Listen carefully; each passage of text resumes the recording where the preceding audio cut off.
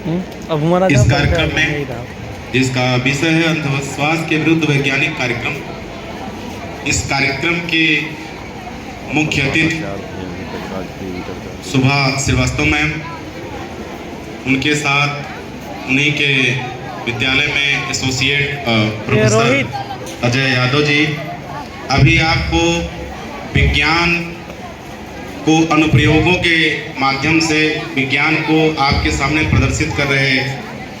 प्रमोद मिश्र जी। कहाँ जा रहे तुम लोग? एवं यहाँ पे इस कार्यक्रम में विभिन्न विद्यालयों से आए हुए हमारे वैदुष्य शिक्षक साथी एवं प्यारे बच्चों, जैसा कि इस कार्यक्रम के प्रस्तावना, जैसा कि यहाँ के प्रधानाचार्य महोदय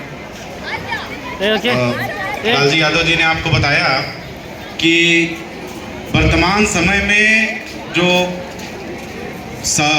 समय है, ये जो चल रहा है, ये अलग बात है कि हम ये कहते हुए पाए जाते हैं कि हम बहुत शिक्षित हो रहे हैं, बहुत जागरूक हो रहे हैं। ऐसे जागरूक और शिक्षित समाज में उनके साथ ठगी के नए नए तरीके ईजाद किए जाते हैं, यहीं के लोग करते हैं। जैसा कि अभी जब ये कार्यक्रम की शुरुआत हो रही थी, प्रमोद मिश्र जी ने एक नोबेल प्राइज़ को लेकर के जिस तरह से अपनी बात को रखा कि हम लगभग 94 साल 95 साल का एक समय बीत गया है और भारत में एक नोबेल के बाद दूसरा नोबेल प्राइज़ नहीं मिला। तो उस क्रम में भी ये देखने की ज़रूरत है कि हम वास्तव में कितना शिक्षित हो रहे हैं। जैसा अभी उन्होंने सोने की बात बताई कि वो जो प्रोफेसर मैडम है, जबकि वो रसायन विज्ञान की हैं, तो मुझे लग रहा है कि उनकी समझ उस प्रक्रिया को लेकर के ज़्यादा बेहतर होनी चाहिए थी। मान लीजिए किसी मानविकी के अध्यापक के यहाँ अगर इस तरह की घटना हो तो वो तो इसलिए भी क्षम्य हो सकता है कि उनको रसायन की कोई जानकारी नहीं होगी। तो प्यारे बच्चों, ये कार्यक्रम जो जिला विज्ञान क्लब है उसके साथ इसलिए भी किया जाता रहा है कि, और देखिए आप जैसे कि आप इस बैनर को देख रहे होंगे, इसमें जिले के जो सबसे 2 बड़े अधिकारी हैं उनको भी इन्वॉल्व किया जाता है। उसका यही कारण है कि जो हमारी जनता है, जिले में रहने वाली जो जनता है, उसको इस तरह से शिक्षित करना कि उसके साथ इस तरह की कोई भी कार्रवाई न हो सके, इस तरह की कोई भी दुर्घटना न हो सके। प्यारे बच्चों, हम सब अपने अनुभवों से सीखते हैं। मुझे याद है कि कोई भी बच्चा, हम सब क्या, जब छोटा बच्चा होता है तो कई बार पेरेंट ये शिकायत करते हैं कि बहुत प्रश्न पूछता है, होता है ना कि ये क्या है, ये कैसे हो गया, ये कैसे हो गया, ये क्या है। ऐसे प्रश्न हम सब सुनते आते हैं और कई बार बहुत अच्छा लगता है। कई बार वो ज़्यादा प्रश्न करता है तो हम उसको या तो प्रश्नों को इस तरह से उसके प्रश्नों का दमन कर देते हैं कि अरे ठीक है, ऐसा ही होता है। तो विज्ञान के आविष्कार की जो एक पीठिका होती है वो जानने से शुरू होती है, और मुझे लगता है कि जानने का सबसे जो अच्छा तरीका है, जो जानने का जो सबसे अच्छा उपक्रम है, वो यह है कि हम कितना प्रश्न पूछते हैं। मैं अपने बारे में बताते हुए मुझे लगता है कि कई बार ऐसा हुआ है कि अपने क्लासों में, छोटी क्लासों से लेकर के, कि कई बार प्रश्न पूछने का मन तो हुआ कि सर से, मैडम से प्रश्न पूछ लें, लेकिन इतना अंदर से हेजिटेशन होता है कि क्या पूछें, कैसे पूछें। जो बच्चे प्रश्न पूछते हैं, मेरी दृष्टि में, जब मैं अभी इसके पहले एक संस्थान है राजकीय इंटर कॉलेज प्रयागराज, वहाँ पे मुझे प्रधानाचार्य के तौर पर काम करने का अवसर मिला, तो मुझे लगा कि सबसे अच्छे बच्चे वो हैं जो प्रश्न पूछते हैं। हो सकता है कि जो बच्चा प्रश्न पूछ रहा है वो मेरे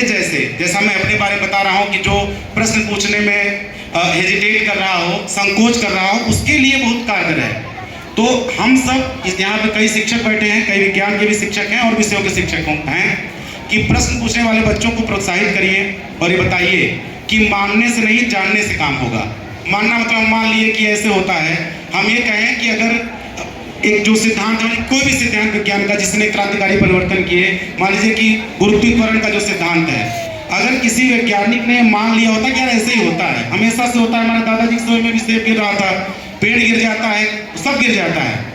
तो अगर वो मान लेता तो वो चीज़ नहीं जान सकता और उसके जानने का फायदा हम सबको नहीं होता। तो हम अपने बच्चों का, हमारे बच्चों की जो प्रश्न है उनका हो सकता है कि कुछ प्रश्न बच्चों के इस तरह से पूछे जाएं कि आप उसका उसी समय तत्काल में उसका उत्तर देने में समर्थ न हो। तो ये तरीका हो कि ठीक है, मतलब तुम्हारा प्रश्न बहुत अच्छा था, मैं इस पर जो है बाद में आप लोगों को बताऊंगा। दूसरी बात यह है कि ये जो विद्यालय है, ये जो बच्चे हैं, खासकर मैं जो छोटे बच्चे, अभी अन्नू आई थी और वो जो देख रही थी, और ईमानदारी से कहूँ तो मुझे बड़ा आश्चर्य लग रहा था कि सच में कैसे बन गया।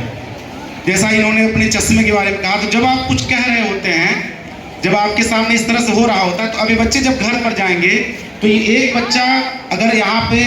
इन अंधविश्वास के प्रति हमने जागरूक कर लिया, तो ये एक बच्चा नहीं, एक परिवार की इकाई है। ये जा करके अपने घर में वही चीज़ बताएगा कि नहीं मम्मी या पापा, ये ऐसे नहीं होता, ये ऐसे होता है। और मुझे देख के बड़ी खुशी हुई जब आपने इन्होंने प्रश्न किया जो अपने 2-3 प्रदर्शनों में, तो बच्चों के साथ भी क्लियरिटी थी कि नहीं ये जो है इसका कारण ये है। तो ये अत्यधिक समय न लेते हुए ऐसे कार्यक्रमों की जो उपादेयता है, जो उनकी प्रासंगिकता है, ऐसे कार्यक्रम ससमय होते रहने चाहिए। और मुझे लगता है कि विज्ञान के शिक्षक होने के नाते, जैसा अभी मूल कर्तव्यों की बात प्रमोद जी कर रहे थे,